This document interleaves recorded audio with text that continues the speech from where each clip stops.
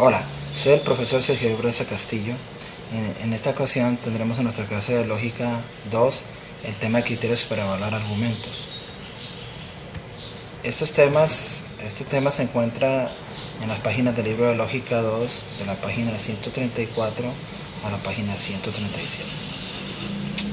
Bueno, los criterios para evaluar los argumentos, ¿sí?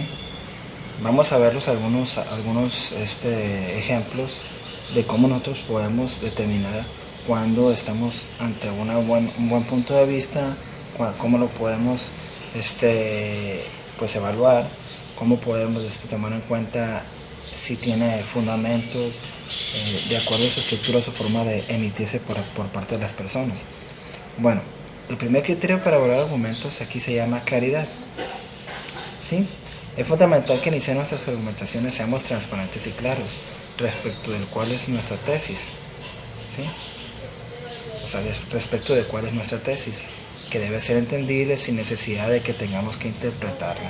El elemento importante en una evaluación de argumentos es que sea claro, ¿no? Esto tiene que ver con las máximas que vimos en clases anteriores, ¿no? Recordemos un poquito de esas máximas, ¿sí?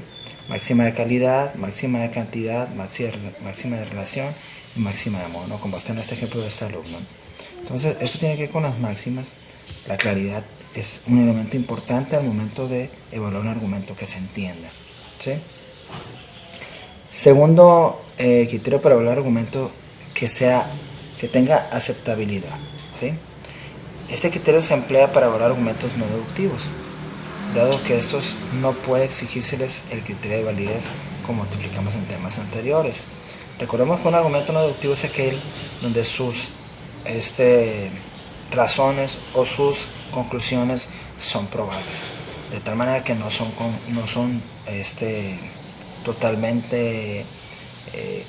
totalmente seguras, sino que existe una probabilidad de que así sea. Entonces, cuando nosotros escuchamos un argumento donde este tipo de argumento es no deductivo, tenemos que buscar el grado de aceptabilidad que puede tener para que nos convenza, o también cuando lo emitimos nosotros para poder convencer.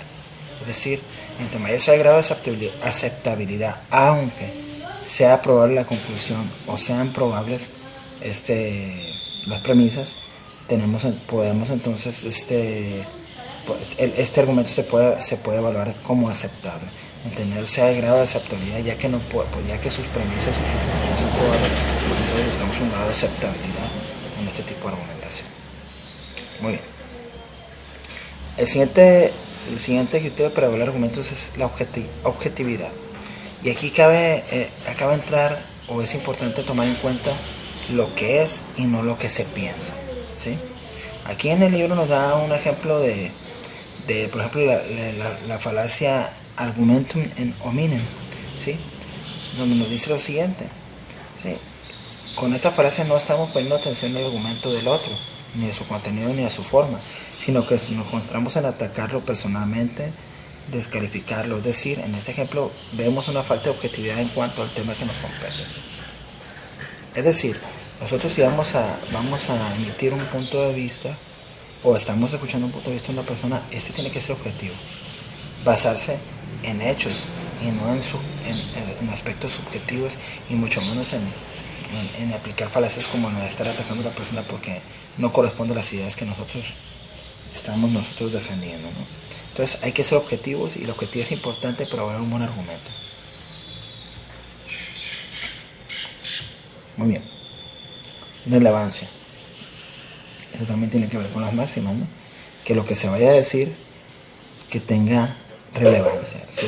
Que venga al caso, como dice aquí en el ejemplo, viene al caso, ¿sí? Lo que se está diciendo va en adecuación o va a formar parte de lo que se está platicando, es importante, vale la pena comentarlo. Eso es un buen criterio para evaluar un argumento, que valga la pena lo que se diga, que venga al caso lo que se está comentando. Suficiencia. El criterio de suficiencia se refiere a la pertinencia en la cantidad de premisas que fundamentan una tesis, pues un argumento no debe aportar ni más ni menos premisas que las necesarias para derivar su conclusión. Volvemos otra vez a las máximas, ¿no? Entonces aquí es importante que lo que vayamos a decir sea lo necesario. No se ocupa más ni se ocupa menos, sino lo que sea necesario y obviamente que tenga relevancia. Ok. Otra vez, volvemos a la máxima, la coherencia. ¿Sí? La argumentación coherente es aquella que por un lado no aporta premisas que den pie a una respuesta o resolución absurda y por otro lado no produce una conclusión contradictoria respecto a lo que se expuso en el argumento, es decir, no vulnera regla o principio alguno de la argumentación. Aquí entonces nosotros lo que se busca es que haya coherencia, que haya que lo que se diga tenga un sentido. Eso es un buen criterio para evaluar un argumento, que tenga sentido lo que se está defendiendo, lo que se está comentando. Ok. Y por último tenemos la sensibilidad al contexto. ¿Sí? Las premisas deben aportar información que sustente la conclusión, pero tomando en cuenta el contexto de generación del argumento y los fines que se persiguen con este. Es decir, lo que se va a decir o lo que se está diciendo tiene que ser algo que el contexto en el lugar donde se está diciendo permita que nuestras palabras sean claras ante ese contexto, que sean contundentes ante ese contexto, para tomar en cuenta entonces eso mismo que estamos comentando, el lugar, las personas, y poder expresarlo de tal manera que podamos convencer o que se pueda convencer al auditorio o con quien estemos debatiendo o con quien estemos exponiendo un punto de vista. Bueno, esos serían los criterios para evaluar los argumentos. Soy el profesor Sergio Libraza Castillo. Muchas gracias.